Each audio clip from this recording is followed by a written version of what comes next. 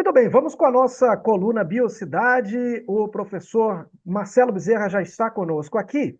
Professor, vamos falar sobre vacina contra a dengue. Agora, o público-alvo vai ser ampliado. Por quê, professor? Bom dia. Olá, bom dia, Vitor. Bom dia a todos que acompanham Manhã Cidade.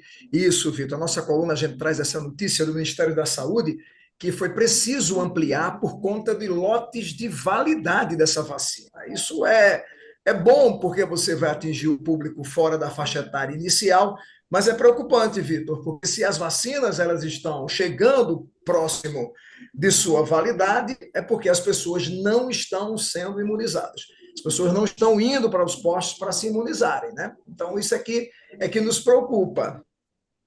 Professor, para a gente entender bem, qual era a faixa etária indicada antes e qual é o tempo, em média, de validade dessas vacinas? Isso, a faixa etária inicial, o público que seria imunizado contra a dengue, era entre 10 e 14 anos. Essa faixa etária é onde ocorrem os maiores riscos de uma dengue mais severa, de uma dengue mais com comportamento hemorrágico, um quadro febril mais intenso. Então, esse público é que fica como prioridade. Em relação ao lote, esse lote ele varia entre 30 e 60 dias a sua validade, né? E agora as pessoas receberão essa dose entre 6 e 16 anos de idade, e também as que estão com o lote com a validade mais curta, então provavelmente a gente deduz com 30 dias que estão próximos de vencer, estarão disponíveis para quem tem entre 4 anos, perdão, e 59 anos de idade. Você tem uma ampliação maior. E o Ministério da Saúde, Vitor, distribuiu 6,5 milhões de doses do imunizante contra a dengue desde o início de 2024. E pouco mais da metade foi utilizado. Isso é o que nos preocupa, né? Além disso, 1,3 milhão de jovens ainda não tomaram o reforço, né? A gente lembra que a vacina da dengue é uma vacina recente, onde há a primeira dose e depois a segunda dose que deve ser aplicada nos 3 primeiros meses após a primeira dose, esse intervalo aí de 90 dias. O Ministério da Saúde também distribuiu vacinas contra a dengue para quase 2 mil municípios prioritários, onde, historicamente, há mais ocorrência do vírus. A orientação é que as cidades que aplicarem ao público-alvo informem os moradores dessa campanha.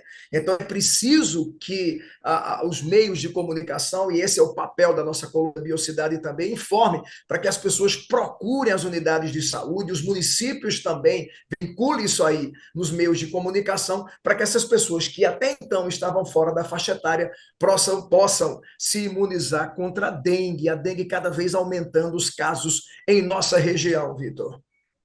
Professor, para a gente entender bem, esse período agora, né, onde a gente tem altas temperaturas e depois pancadas de chuva forte, isso traz também um impacto em relação à dengue, porque a dengue é transmitida pelo mosquito Aedes aegypti. Então, essas condições de chuva e depois ondas de calor intenso, isso favorece a proliferação desse mosquito? Por isso, o período, né, viabiliza demais o acasalamento desses insetos, consequentemente, a ovoposição. Para você ter ideia, Vitor, quem nos acompanha, uma fêmea da Aedes aegypti, que é aquela, obviamente, que suga o sangue, a gente diz que a hematofagia, né, que é o ato de sugar o sangue, é feito apenas pelas fêmeas. Uma fêmea, ela vive em torno de 40 dias. Esse é o ciclo depois que chega na fase adulta, né? Já que ela tem a metamorfose. E nesses 40 dias, ela pode acasalar e ovopositar dia sim, dia não. Veja quantos ovos uma única fêmea pode colocar.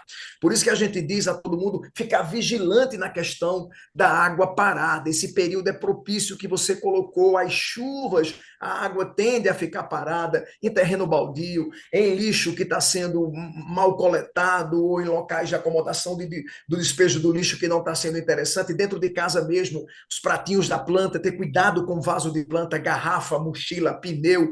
Então, isso tem que ser constantemente uma campanha de cidadania para que você não possa desenvolver próximo da sua casa criadouros. E isso todo para o bairro, para os vizinhos. Não adianta a pessoa fazer só em casa e se o vizinho que vai fazendo. Isso é um ato de consciência coletiva para que a gente possa diminuir esses criadouros, porque esse período é o período propício do desenvolvimento da larva, que vai chegar à fase adulta e, consequentemente, sugando sangue, porque esse é o ciclo da vida. Ela precisa sugar o sangue humano, a fêmea do azeite, para ovopositar e dar sequência na sua espécie, Vitor. Professor, acho que é muito importante falar para as pessoas também sobre o seguinte, né? Tem algumas pessoas que já desenvolveram a doença, já tiveram uma vez, e pensam, bom, não preciso não da vacina, porque eu já tive, então tenho alguma imunidade. Só que existem aí 4 tipos, não me falha a memória, de vírus, né, da dengue. Então você pode ter tido um e pode ser acometido por um outro, caso venha a ser novamente inoculado em você a partir lá do mosquito. Então, a vacina ajuda nesse sentido, né? Você pode buscar uma imunidade que você não tem, porque teve um tipo e não os outros. Perfeito, muito bom o que você colocou agora. São 4 sorotipos para dengue. A gente chama de DEN1, DEN2, DEN3 e DEN4. Quando você tem uma determinada doença causada por um sorotipo, a imunização do seu corpo, que é a imunização natural, foi para aquele sorotipo. Você está desprotegido para os outros 3. Daí a relevância da vacina. Daí a importância do reforço da segunda dose da vacina.